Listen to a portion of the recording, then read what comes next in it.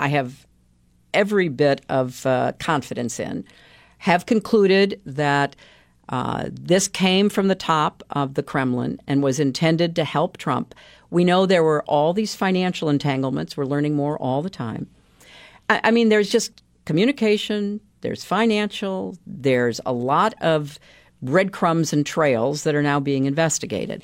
It's up to the special counsel, the Congress to determine what the facts are, but there's just a lot of smoke there.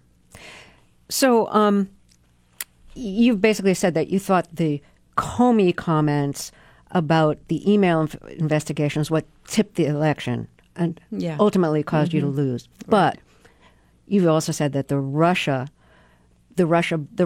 bots and Facebook pages and affinity groups and the hacking all contributed to your loss. I believe that. So Democrats have said that they think there was Russian interference in the election, but that they're not challenging the results of the election.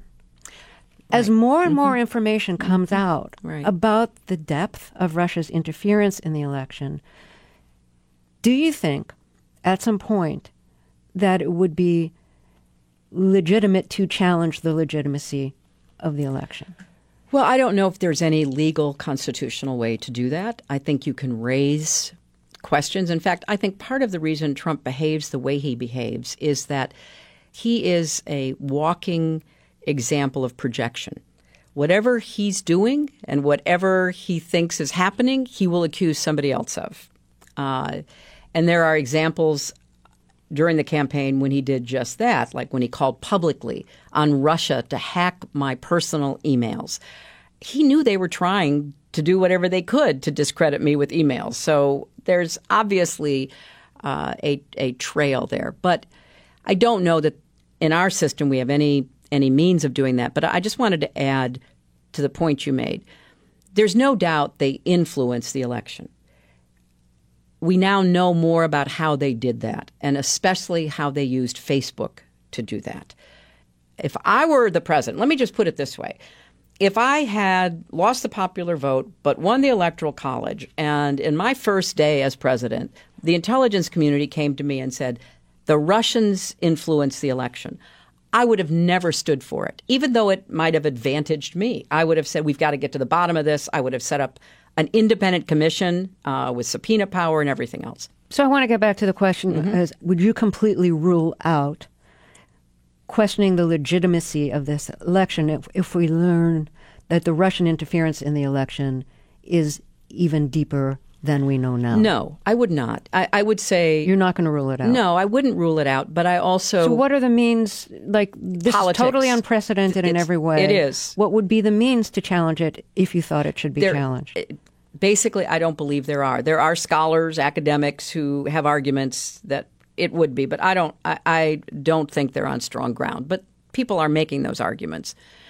I just don't think we have a mechanism. You know, the Kenya election was just overturned. And really what's interesting about that, it might be, I hope somebody writes about it, Terry, the Kenyan election was also a project of Cambridge Analytica, the data company owned by the Mercer family that was instrumental in the Brexit vote. There's now an investigation going on in the UK because of the use of data and the weaponization of information.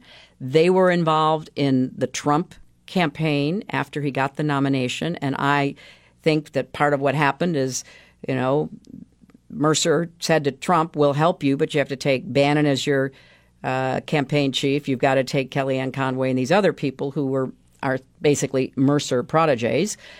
And so we know that there was this connection. So what happened in Kenya, which I'm only beginning to delve into, is that the Supreme Court there said there are so many really unanswered and problematic questions. We're going to throw the election out and redo it. We have no such provision in our country.